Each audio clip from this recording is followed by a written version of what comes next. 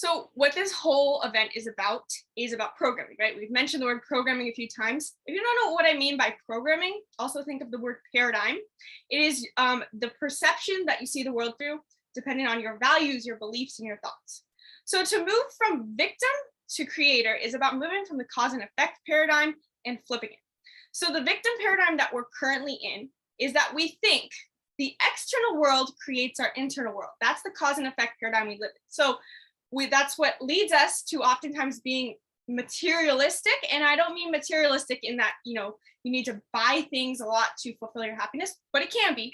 But anything that we think external material, any material experiences, certain experiences are going to make us feel a certain way. Certain things we buy, certain achievements, accomplishments, status, even status is still a material thing that is going to make us happy. And so we constantly live in the chase of trying to constantly obtain the next thing, the next experience, the next level of status, and then, and only then, am I going to be happy.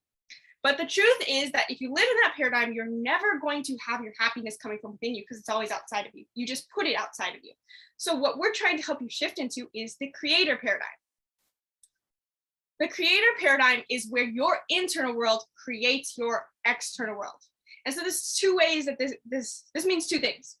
The first is that if you start teaching yourself and rewiring your brain to feel more joyful, peaceful, happy, and excited, then as a natural byproduct, you've already created the life of your dreams. Because why are you chasing the external things in the first place? Well, you're trying to create a feeling.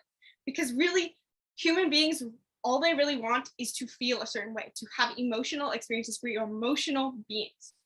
And so in the first place, if you start feeling the emotions first, well, sheesh, you're already there. But at the same time, it goes much further than that. We can add so many layers of quantum field theory to this because, and we're going to explain this more later, but when you shift your emotional vibration, it makes you healthier, it makes you happier, and it makes it so that you are an attractor of all the things that you do desire and dream of.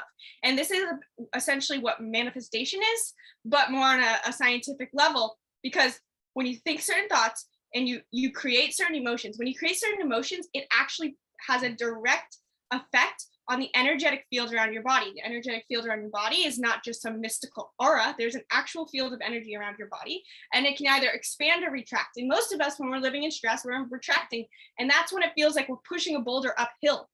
No matter what you're trying to do, or how easy your goal should be, or how hard, it just feels like you're constantly never going to get anywhere different than where you already are. You just feel stuck living the same day on repeat. So becoming a creator is about shifting that so that your internal world attracts the external world you want. And it's really important to understand that your programming, the way that you grew up in the world, the society sets us up to be in the former. It's essentially mass brainwashing to an extent, and we could argue whether it's intentional or not intentional, but that's just the way it is. The way that the school systems are set up, and the way that our grandparents taught our parents to act, and our parents taught us to act, it's just been passed down for so many years that cause and effect. You have to do this to obtain this. Instead, we need to start looking at it the other way around.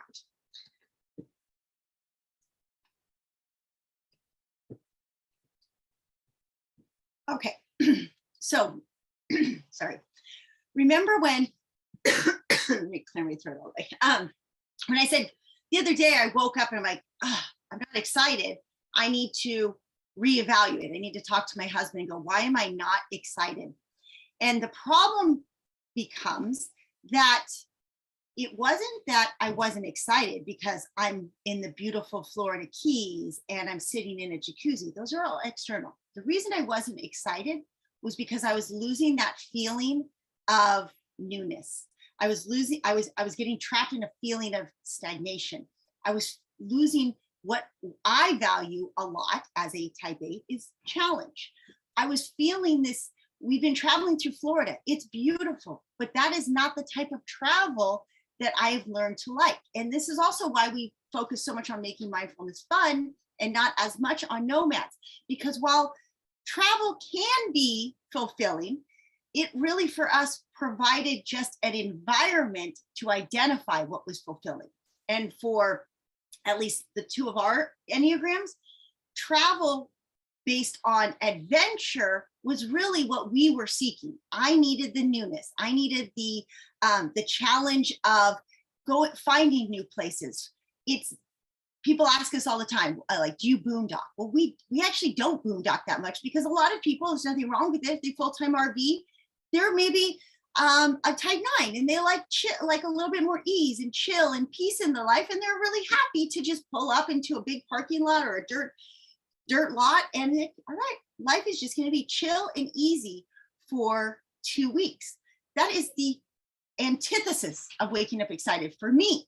But this is part of what we're teaching, is like how to identify what that core value. For Gabby, sports could be a really good thing, or they could have been a really bad thing. When it was about how many goals do I score? How many medals do I get? It wasn't necessarily a good thing. What do my teammates think of me? Wasn't good. But when it was like, how can I drop in a bigger wave so that I feel this sense of achievement inside? How can I climb something a little harder so I can feel this sense of personal achievement? It shifts. So this is what we're going to do. It's not your fault that you've been trained to look for the external validation. That's what everything in society is built upon, right? And your parents, they didn't know any better. My parents did not give me this tool. They really didn't, and they don't understand even what I'm talking about when I talk about coming from an internal value system.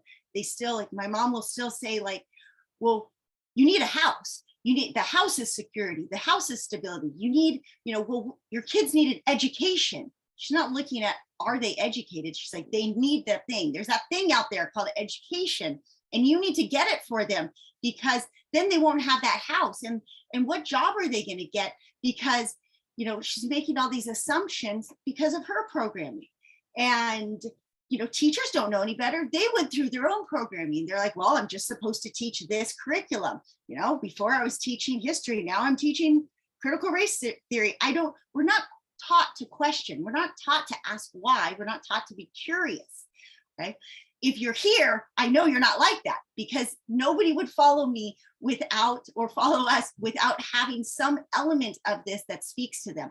You have to be curious to be here to begin with.